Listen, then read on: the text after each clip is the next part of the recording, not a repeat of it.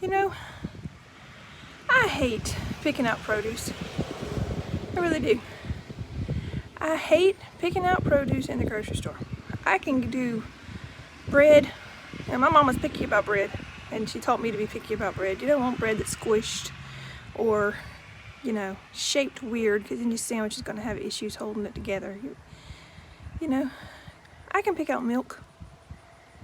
I don't mind, moving this gallon and reaching for another gallon to get the best date, because you want it to last a long time in the refrigerator. Refrigerator, you hear the way I say that, I'm country. Refrigerator. Refrigerator, y'all, I know what it is.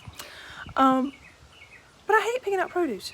All kinds of produce. I don't care if it's trying to pick out apples or bananas, or my grandmother the other day wanted us to pick up a few things at the store for her, and she's staying home from the COVID scare, which is not a bad thing.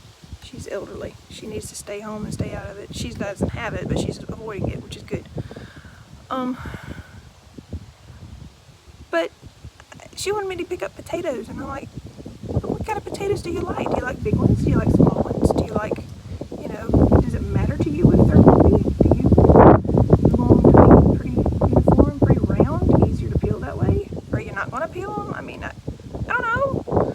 So, I get my mother to come over there and, what does Mama like? So, Mama takes over picking out the potatoes, but I just don't like it. Because you have to judge it, right? You have to judge whether this banana is ripe enough, or if it's going to take too long to ripen and it won't be ready when you want to eat it, or, to judge whether this watermelon is going to be sweet or whether it's not going to be sweet. You have to judge whether, this is the kind of apple that's going to be crisp or whether it's not crisp. And, when I say judge, I mean, decide. I've got to decide. I'm not condemning the apple to, you are just not bright enough of a red. Be out of here. Gone with you. Applesauce, you shall become. I'm not condemning the apple. I'm just judging based on what it looks like and the kind that it is, and, the texture of this and that. Whether it's something that I want to take home with me. And that's what we have to do in life. We have to judge people and their actions and personalities and decisions that are made, not to condemn them, not to, I can't believe you did that. Get out of my life. I will not have you around me. I'm not judge them that way, but to decide whether that person and their behavior is something that you want to associate with on a close, intimate level, right? I'm not saying cut people out of your life, but you have to make decisions who you associate with and who you spend time with, because, it will rub off on you. You spend enough time with somebody, it will rub off on you. So you have to be careful about how you spend your time. And I think that's what, when the Bible talks about, judge not lest you be judged and everything, it's talking about not condemning them. Not, being, what's the word? Self-righteous and holier than thou, and judging someone. You're going to hell if you this and that. Somebody posted something the other day, and it made me mad, and I was just like, oh, get off of Facebook now. Get off right now. I'm learning that. Just get off of it. Because somebody said something about, if you this or that, we deserve hell, and you deserve hell. And what? No. That's where judge not, lest ye be judged, comes in. We all deserve hell. Hello? Newsflash. But anyway, it's the blood of Jesus that makes us worthy of anything else. But I'm getting off my topic. My point is, judge means more than one thing. And we are supposed to, the Bible also says, it says judge not lest you be judged, but it also says by their fruits you shall know them. Fruit, again, produce. What they produce in their life, you will know whether you need to be associating with that on a close level. Should you love all people? Absolutely. Should you be willing to help all people? Absolutely. Should you be willing to minister to them spiritually, physically, mentally, emotionally? We are called to do that, all people. But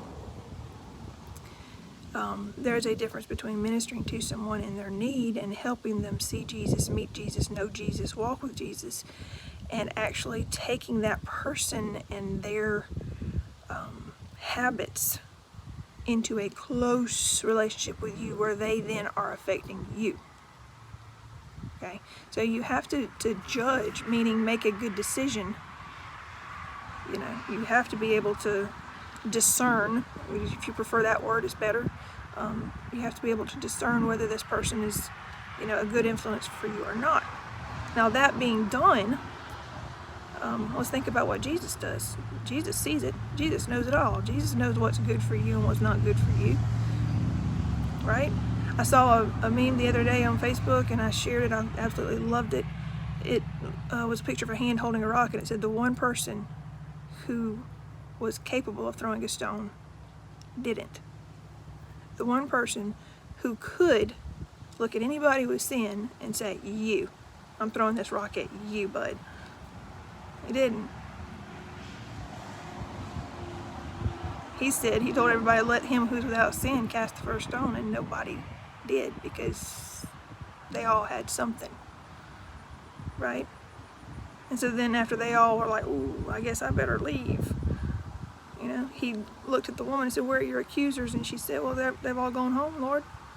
And he said, neither do I condemn thee. Go and sin no more, right? I'm not going to condemn you. I want you to go forward and not do that anymore. He didn't throw the stone. Let me tell you what he does. He rolls the stones. As I was running, I was listening to my music, Lauren Daigle. He's still moving stones. He's still rolling stones.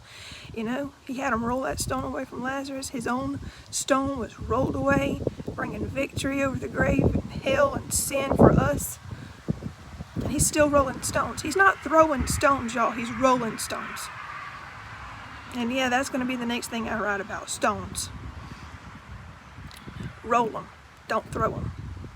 So in your judging and discerning and you're seeing what other people are doing, discern it. See what is something that you need to be a part of and what is something that you need to say, well, I'm staying away from that. Discern it. Judge it. See it. Make up your mind. But in your discerning and your judging, when you see something that is wrong in another person, instead of taking that stone and throwing it at them, instead of letting that become a dead weight that pulls them down further and further, roll it away. Introduce them to the one who can roll it away. Let your actions and your words and your deeds and your interaction with that person be something that shines Jesus on them. And let me tell you, constantly at somebody, you're wrong. Let me tell you why you're wrong. It's not going to do it. I know. Okay? I'm not preaching to you when I haven't already been preached at myself. Right? I tell my kids all the time, you point one finger at somebody else, you got 3 more pointing right back at you. So I know I'm not saying this to condemn you or to put you down. I'm saying let's all of us, be careful about discerning things. And then, once you've discerned it, do the right thing with it. And once you realize that these people have these rocks bringing them down, don't pick up the rocks and throw it at them. These weights of sin that are just, making them sink in the ocean of life. Don't pick up that rock and throw it at them. Roll it away from them. Do your part to make their burden easier. To shine a light. And shining the light of Jesus doesn't look like you're wrong and let me tell you why. It just doesn't. I've been there. I've walked that walk. I've sent that text. I've posted that post. And then I've had to go back later and think, that was not Jesus. So, I'm just saying, be careful with the potatoes that you pick out. People might not like them lumpy. Always help your grandmother when she needs you to go shopping. Listen to your mama because she knows some stuff. And don't throw stones. Be like Jesus. Roll them away. It's just the way I see it.